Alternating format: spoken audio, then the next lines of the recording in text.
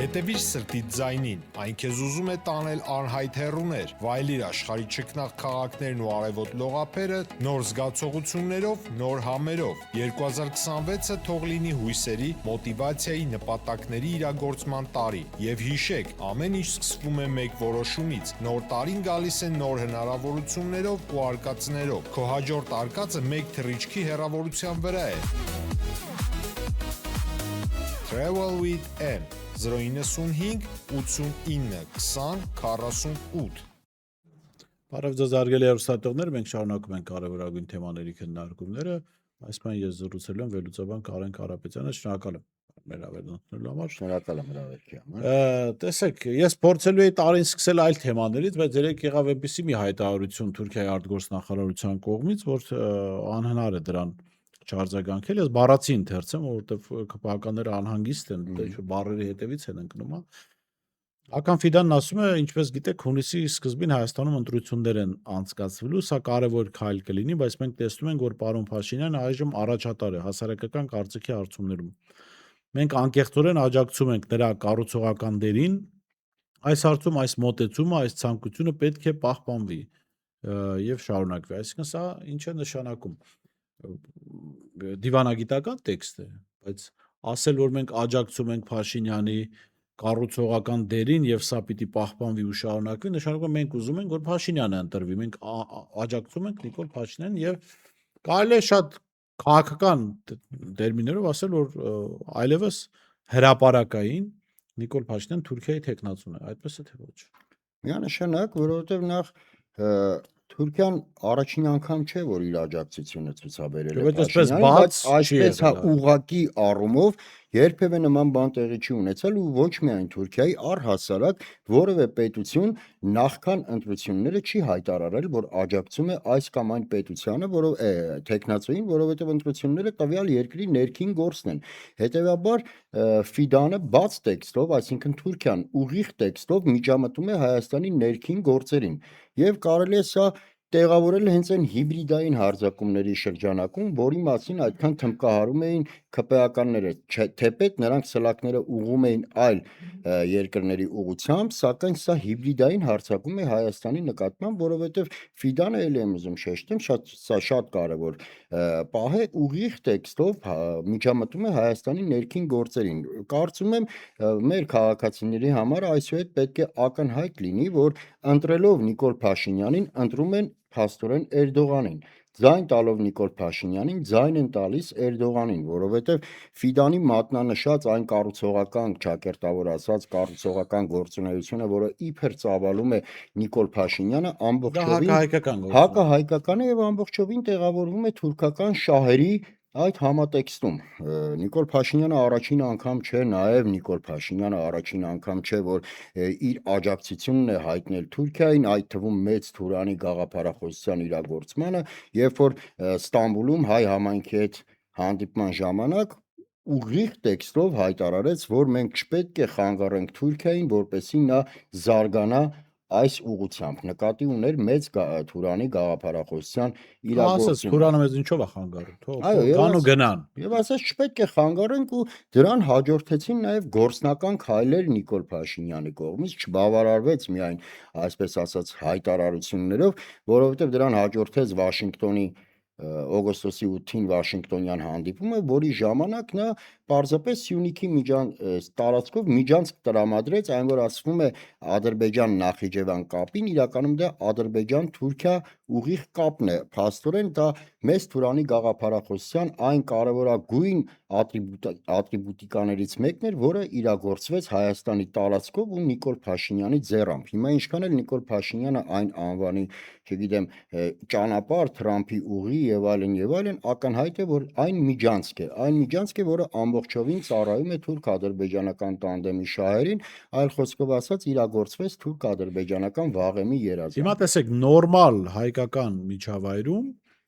Թուրքիայի պաշտոնական մակարդակում Թուրքիայի կողմից նման աջակցությունը պիտի ի վնաս Փաշինյանի աշխատեր, եւ սա չէին կարող չգիտակցել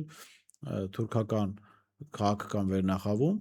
հատկապես Հական Ֆիդանը, որը հետախուզության ղեկավարն է եղել ինչ-որ ընթացք, այսինքն ինքը լավ հասկանում է գործընթացները, տարածաշրջանը, ազդեցություն իր հայտարարությանը։ Սա ինչ է նշանակում, որ իրենք վստահ են, որ հայ հանրությունը այնքան է ամլացած, դեմքը կորցրած, հա, հայկականությունից հեռացած, իր արմատներից, անցյալից, որ սա կարող է Փաշինյանին աջակցություն դիտարկվել։ Նախ ինձ թվում է հասարակությունը այլևս այնքան է բևեռացված,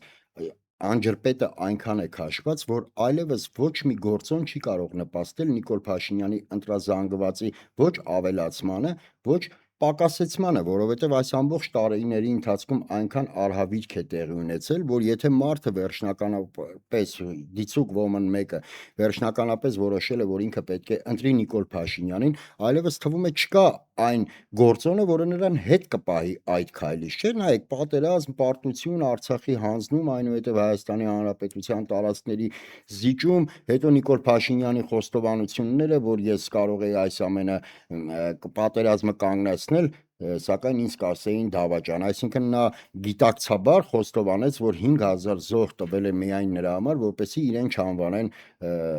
դավաճան։ Դրան հաջորդեց նաև հայ առաքելական եկեղեցու նկատմամբ այս տոտալ գրոհը եւ թվում է էլ ինչ պետքա լինի, որպեսի մարդը ի վերջո սթափվի ու այլևս Նիկոլ Փաշինյանին ձայն չտա։ Սակայն եթե մարդը շարունակում է այս ամենով հանդերձ ընտրել Նիկոլ Փաշինյանին, այլևս Ֆիդանի մեկ այս կամ այն հայտարարությունը չեմ կարծում այդպես գլոբալ դեր խաղա նրա քաղաքական կողմնորոշման մեջ։ Այս առումով եմ ուզում ասել, որ հասարակությունը արդեն վերջնականապես բաժանված է երկու մասի, փոքրը Նիկոլ Փաշինյան, հուսանք մեծ հուսանք այնուամենայնիվ մեծ մասը ոչ Նիկոլ Փաշինյան։ Բացի այդ, Ֆիդանը ոնց այսպես ասած ամբողջացնում է Նիկոլ Փաշինյանի այն ողջ հայտարարությունները, որը նա արել է այս ամբողջ տարիների ընթացքում։ Նիկոլ Փաշինյանն է, չէ՞, բազմիցս շեշտում, որ մենք մեր խնդիրների կարգավորումը, մենք մեր քաղաքականությունը ամբողջովին պետք է ուրվագծենք մոտիկ հարևանների հետ հարաբերությունները կարգավորելով, հանուն դրա նա ստեղծեց պատմական Հայաստան, իրական Հայաստան այդ կեղծ հակասությունը եւ մոռացության է փորձում մատնել մեր պատմական հիշողությունը, հանուն դրա նա բենզին է ներկրում, այսպես ասած, Ադրբեջանից եւ փորձում է հայելային պատկեր ստեղծել մեր տպավորություն ստեղծել, որ Ադրբեջանում իբր նույնպես կան դժգոհություններ, որ այ հայերը այդ վառելիքով կլիցքավորեն իրենց տանկերը եւ կհարձակվեն մեր վրա, իրականում ես խիստ կասկածում եմ, որ նման դժգոհությունների ալիք կա Ադրբեջանում, հակառակ դեպքում այն կարտացոլվեր ադրբեջանական մամուլում։ Հիմա Ֆիդանը իր քաղաքական աջակցությունն է ցույց տալի Նիկոլ Փաշինյանին, այսինքն Նիկոլ Փաշինյանին ուղիղ տեքստով հրավիրում է թուրք-ադրբեջանական տանդեմի ամբողջական մասը լինելուն, այսինքն ոչ դիվանագիտական լեզվով Նիկոլ Փաշինյանին հասկացնում է, որ քո իրական ու ամենահուսալի ընկերները Էրդողանն են ու Ալիևը եւ կարիք չկա ամենևին գործընկերներ փնտրել տարածաշրջանից դուրս, լինի Արևմուտքը թե Ռուսաստանը։ Շատ ակնհայտ է, որ Փաշինյանը փոքրամասնություն է հանրային աջակցության տեսանկյունից, բայց ընտրական գործընթացները նաև ունեն այլ տրամաբանություն, այլ մաթեմատիկա, այսինքն կարևոր է թե Փաշինյանին դեմ հանրության քանի տոկոսը կմասնակցի ընտրության, որովհետև այո, կարող է 70-80%-ը դեմ լինել Նիկոլ Փաշինյանին, բայց ենթադրենք ընտրության մասնակցի այդ դեմ լինող 20%-ը եւ Փաշինյանին աջակցող 20%-ը, ստացի որ Փաշինյանը 50% աջակցություն ունի ընտրական գործընթացում, հիմա գանք ընդդիմադիր ուժերին, դուք ինչպիսի բևեռներ եք տեսնում, ինչպիսի ուժեր կան, դե կան, այսպես ասած, զայավկա տված ուժեր, մեկը Սամվել Կարապետյան, մյուսը Ռոբերտ Քոչարյան, իրենք կարծեք թե նաև հայտարարել են իրենց մոտ հստակ է թե ինչ տեսքով են գնալու, ակնհայտ է վերլուծական շրջանակների համար հստակ է, ուրիշ ինչ բևեռներ եք դուք տեսնում եւ ինչ հնարավորությամբ։ Այս բային ողջ քաղաքական դաշտը կարելի ասել, երևի 1-2 բացառությամբ ողջ քաղաքական դաշտը հայտ է ներկայացրել 2026 թվականի ընտրությունների։ Բայց ձևը դեռ հայտնի չի, ոնց։ Ձևը դեռևս հայտնի չի, բնականաբար ընթանում են կոնսուլտացիաներ, քննարկումներ եւ այլն, եթե ամբողջ հատկապես ընդդիմադիր դաշտը, դե իշխանական թևի մասին ամեն ինչ պարզ է, կարծում եմ այդքան կարիք չկա ծանրանալու, եթե ողջ ընդդիմադիր դաշտը մասնակցի ընտրություններին անջատ, ապա դա միանշանակ հանգեցնելու է նրան, որ Նիկոլ Փաշինյանը պյուրոսյան հաղթանակ է տոնելու, հերթական հաղթանակն է տոնելու, որովհետև ձեր մատնանշած խնդիրը շատ կարևորագույն խնդիր է, որ հանրության ընդդիմադիր հատվածի մեծ մասը կարող է չմասնակցել ընտրություններին, հատկապես եթե տենա, որ ընդդիմադիր դաշտը նրա մոտ տպավորություն կստեղծվի, որ ընդդիմադիր դաշտը պառակտված է մասնակցում ընտրություններին եւ կարող է առաջացնել հերթական հիասթափության ալիք եւ մարդը որքան էլ ընդդիմադիր լինի, պարզապես տնից դուրս չգա։ Կարծում եմ պետք է ձևավորվեն մի քանի խոշոր 2-3-4 խոշոր ընդդիմադիր դաշինքներ, որոնք հայտ կներկայացնեն ընտրություններին մասնակցելու, այդքանով կփորձեն կոնսոլիդացնել հանրային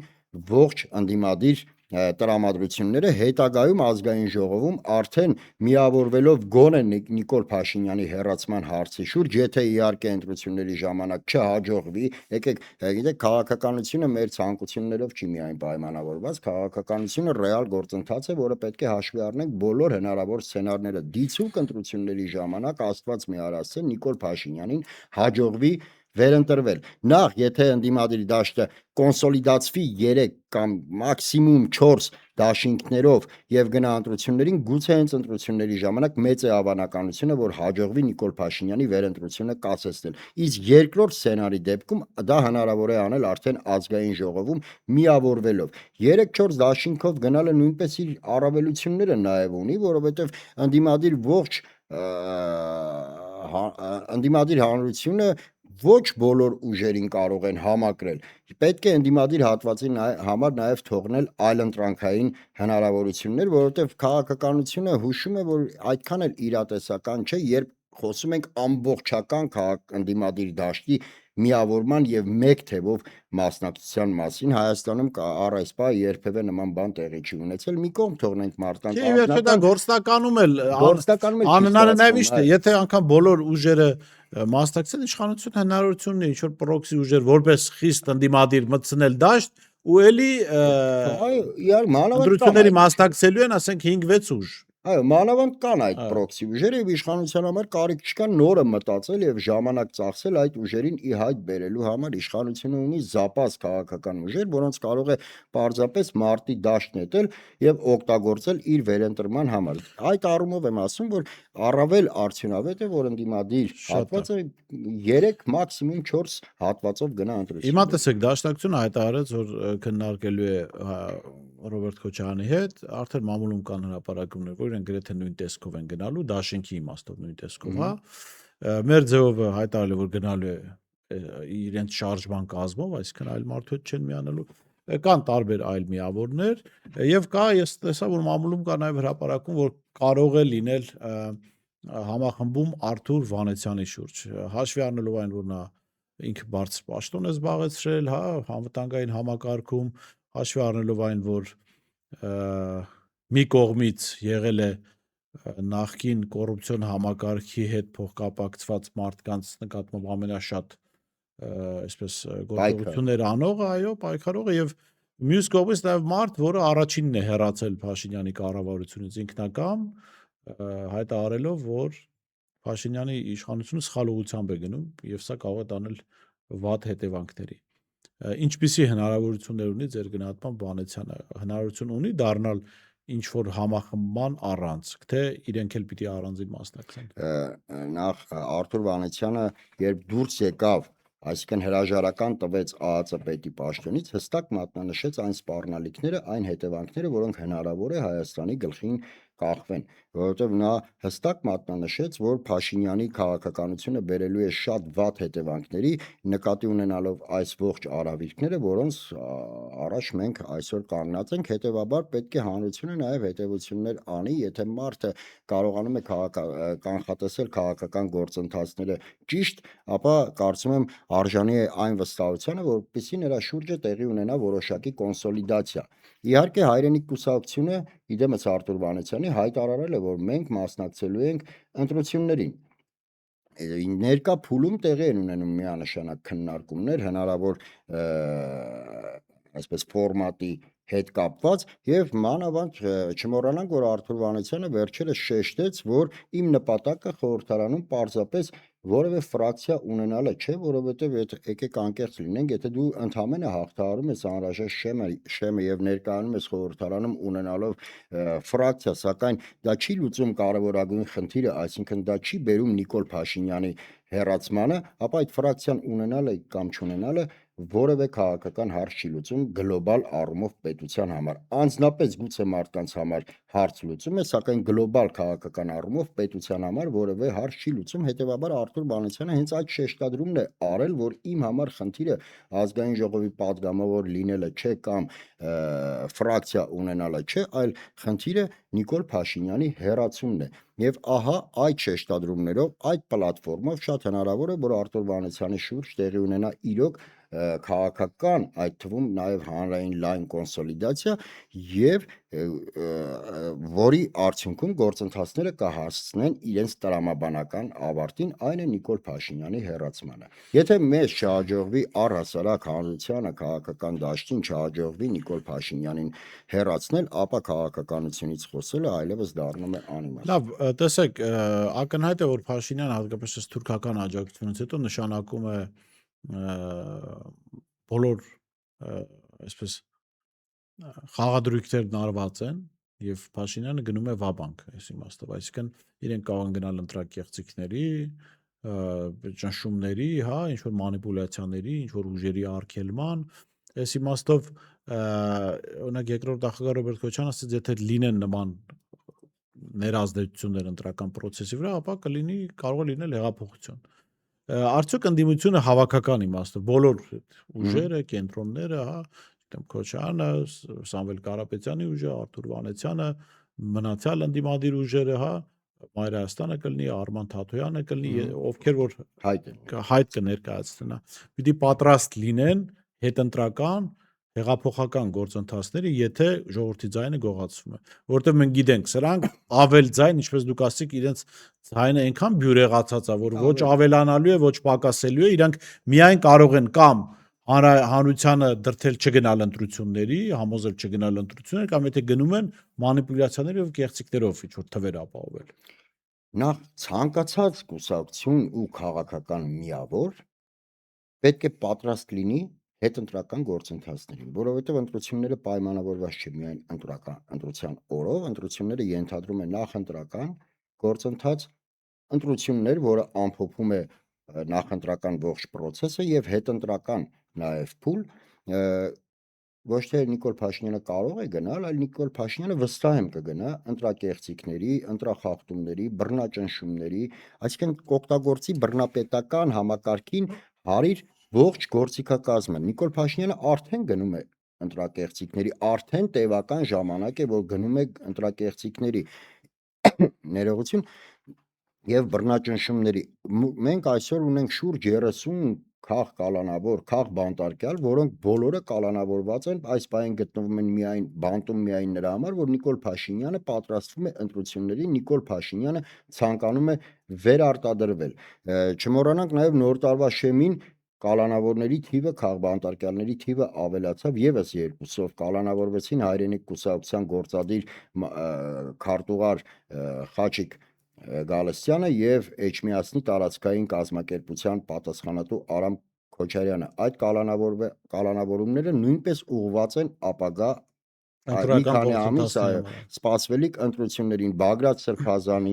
Միքայել Սրբազանի, Արշակ Սրբազանի, Մկրտիչ Սրբազանի բանտում գտնվելը նույնպես պայմանավորված է գալիք ընտրություններով։ Գալիք ընտրություններով է պայմանավորված նաև հայ առաքելական եկեղեցու դեմ այս տոտալ հարձակումը, այսինքն Նիկոլ Փաշինյանը ունի թիվ 1 խնդիր վերընտրվել եւ այդ վերընտրվելու համար օգտագործում է բռնապետական համակարգին հատուկ ողջ գործիքակազմը, նա պատրաստ է նաև ես մի քանի անգամ առիթների դեպքում ասել եմ Նիկոլ Փաշինյանը պատրաստ է մարդկանց տանկերի տակ առնել միայն նրա համար, որպեսզի նա վերընտրվի, քանի որ նա այլևս հետդարձի ճանապարհ չունի, նա հանրության հետ այրել է բոլոր կամուրջները, անցել է բոլոր կարմիր գծերը եւ Նիկոլ Փաշինյանի համար ընտրությունները այլևս պարզապես դասական քաղաքական գործընթացներ չեն, երբ պայքարում են հանուն իշխանության, իդեպ հանուն իշխանության պայքարելը նորմալ քաղաքական գործընթաց է, որովհետեւ Դատապարտելի չի, քաղաքական միավոր ձգտում է գալ իշխանության եւ ցանկացած իշխանություն փորձում է փորձում է պահել պահել այդ իշխանությունը, դա նորմալ քաղաքական գործընթաց է, սակայն աննորմալ է դրա կիրառումը, դրա դրսևորումները, թե ինչ մեթոդաբանությամբ է իշխանությունը օրենքից դուրս է այո, գալիս, պահել, ազգային շահերի հաշվին է փորձում այո, պահել այս իշխանությունը։ ֆիդանը, հենց ֆիդանը, նայեք, երբ որ Սալավիովը հայտարարություն արեց, ԿՊԱ-ականները այսպես միահամուռ ձևով սկսեցին օգտագործել այդ հայտարարությունը, նախ միանգամից բողոքի նոտա հղեցին Ռուսաստանին, գցեցին ընդդիմության գրպանը եւ սկսեցին հերթական հակառուսական տրամադրությունը գեներացնել հանրության շուրջ, սակայն Սալավիովը որոշումներ կայացնող չէ, Սալավիովը պաշտոնատար անձ չէ, իդեպ Սալավիովի հայտարարության հետ կապված նույնպես Արթուր Վանեցյանը շատ դիպուկ հակադարձեց, որ ցանկացած ոք, ով Հայաստանի Հանրապետության հասցեին խոսի սպառնալիքի լեզվով, այդ լեզուն պետք է կտրել, սակայն ընդ որում պետք է կտրել բոլորինը, ովքեր որ սպառնալիքի լեզվով խոսան Հայաստանի հետ, կապ չունի ռուս է, թուրք է, թե ադրբեջանցի, բայց իշխանությունները միայն Սալավիովին գեներացրեցին եւ երբևէ չի եղել դեպք, որ օրինակ բողոքի նոտա հղեն Ադրբեջանին, երբ որ նրանց տարբեր տրամաչափի պաշտոնյաներ սպառնալիքի լեզվով են խոսում Հայաստանի հետ, երբևէ չի եղել, որ բողոքի նոտա հղեն Թուրքիային, երբ որ նրանց պաշտոնյաները սպառնալիքի լեզվով են խոսացել Հայաստանի հետ, այլ նույն ֆիդանի պարագայում կարծում եմ քաղաքականապես գրագետ կլիներ, եթե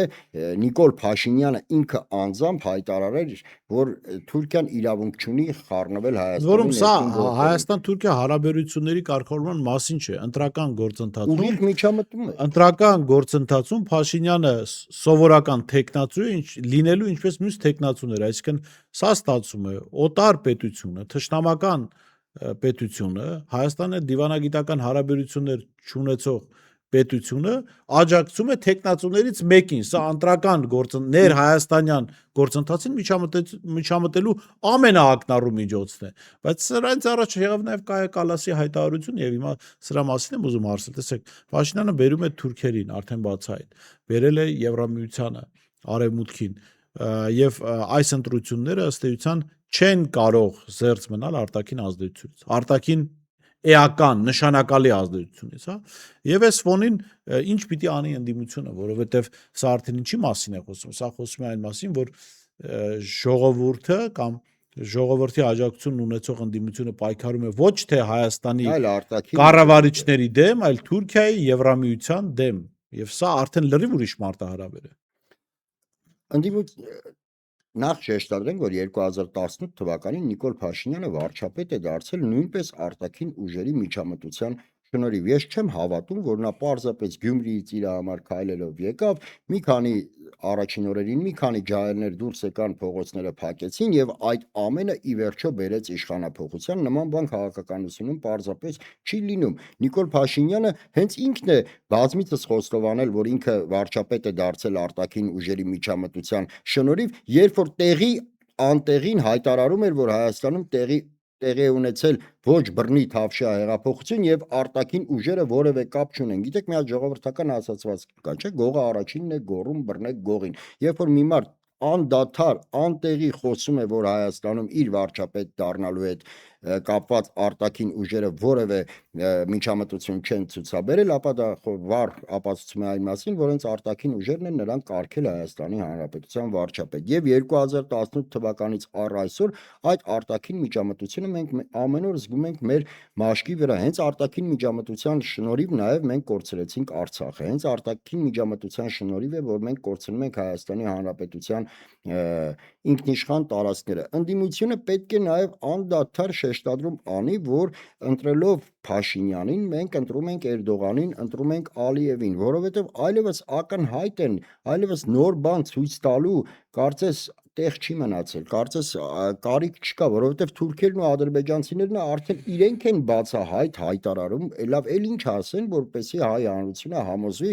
որ իրոք Թուրքիան ու Ադրբեջանը աջակցում են Նիկոլ Փաշինյանին։ Նայեք, Նիկոլ Փաշինյանը շեշտադրում է անում, որ մենք խաղաղության դարաշրջանում ենք իբր ապրում եւ նրա միակ փաստարկն այն է, որ սահմանում կրակոցներ չեն հնչում։ Եթե գեթ մի հարբած ադրբեջանցի մի անգամ գոնե անկանոն կրակահերթ բացի հիմա սահմանային որևէ հատվածի վրա, Նիկոլ Փաշինյանի ամբողջ այդ թեզը կփլուզվի խաղաղության դարաշրջանի, սակայն այս քար լռությունը ադրբեջանական կողմից խոսում է այն մասին, որ Ալիևը նույնպես շահագրգռված է, որպեսզի Նիկոլ Փաշինյանը վերընտրվի Հայաստանի Հանրապետության ղեկավարի պաշտոնում, որովհետև Նիկոլ Փաշինյանը պարզապես երկնքից ընկած նվեր է, չի լինի այլևս Հայաստանի Հանրապետության որևէ ղեկավար, որը այս մասշտաբի զիջումներ կանի, սա փոխզիջում չէ, սա միակողմանի զիջումները եւ նվիրատվությունները Ադրբեջանին։ Ես վստահ եմ, որ այսպես էլ շարունակելու է, եթե Նիկոլ Փաշինյանը շարունակի պաշտոնավարել, որովհետև կապիտուլյացիոն ակտը ստորագրած անձը, պարտված անձը, պատերազմում ճնշված եւ ստորացված անձը չի կարող հավասարի հետ նստել բանակցությունների հաղթող կողմի հետ, որքան էլ ցավալի է, պետք է փաստենք, որ այս պահին հաղթող կողմը Ալիևն է։ Շատ լավ, պարոն Կարապետյան, շնորհակալ եմ հրավերն ընդունելու համար։ Սպասենք նաև արձագանքների քաղաքական դաշտի Ցվիդանի, որտեղ երեք գիշերն եղել այդ հայտարարությունը, կարծում դեռ այստեղ էլի վերլուծելու բան կունենանք, այո, այստեղ ընդդիմադիր դաշտը մեծ անելիք ունի քարոզչական տեղեկատվական դաշտում, որովհետև նման հայտարարությունը չի կարելի ուղղակի բաց թողնել։ Ներողություն, եթե կարելի է մի փոքր լրացում, ես կարծում եմ ընդդիմադիր դաշտը այս պահին փոքրինչ պասիվ կեցվածք է ընդունել քաղաքական գործընթացների նկատմամբ, որովհետև մեծամասամբ, որքան ես տեսնում եմ, ընդդիմադիրները ավելի շատ զբաղված են հարցազրույցներ տալով, ճեպազրույցներ տալով, մամուլի ասուլիսներ հրավիրելով եւ այլն եւ այլն։ Ես բազմիցս եմ ասել, որ խոսքը դա դեռևս քաղաքականություն չէ, խոսքը քաղաքականության գործիքակազմից մեկն է, սակայն քաղաքականությունը առաջին հերթին գործ է։ Եվ ընդդիմադիրները այսօր պետք է պարզապես դռնեդուռ ընկած լինեն Հայաստանի բոլոր տարածքներում, բոլոր գյուղերում, բոլոր բնակավայրերում, քաղաքներում դուռ առ դուռ պետք է ծեծեն եւ հանրության հետ պարզապես աշխատեն, եթե բավարարվեն միայն հարցազրույց ու չգիտեմ մամուլի ասուլիս տալով, ապա շատ արագ կմոտենան ընտրությունների օրը եւ ցավալիորեն մենք կարող է կանգնենք հերթական կոտրած տաշտակի առաջ։ Քաղաքականությունը հաճախ Հայաստանում շփոթում են քաղաքագիտության հետ եւ երբ որ գնում են հարցազրույցի, կարծում են, որ արդեն քաղաքական որևէ խոշոր քայլ են արել եւ չգիտես ինչու շատերի մոտ թվում է, թե ողջ հանրությունը շունչները պահած սպասում է, թե իրենք ինչ են խոսալու եթերում։ Ոչ հանրությունը սպասում է, որպեսզի հայտ ներկայացրած անձը ինքը գա իրենց դուռը եւ տեղի ունենա ընտրողի հետ անմիջական շփում։ Ահա սա է քաղաքականությունը։ Եթե ընդդիմությունը չզբաղվի ակտիվ դռնեդուռ ընկած մարդկանց հետ հանդիպումներում, ցավոք կարծում եմ գուցե եւ հաջողություն չկարողանա գրանցել։ Հասկանալի է, շնորհակալ եմ։ Ես էլ եմ։ Ես շեշտեմ զրուցում էի վերլուծաբան Կարեն Կարապետյանի հետ, տեսություն կհանդիպենք։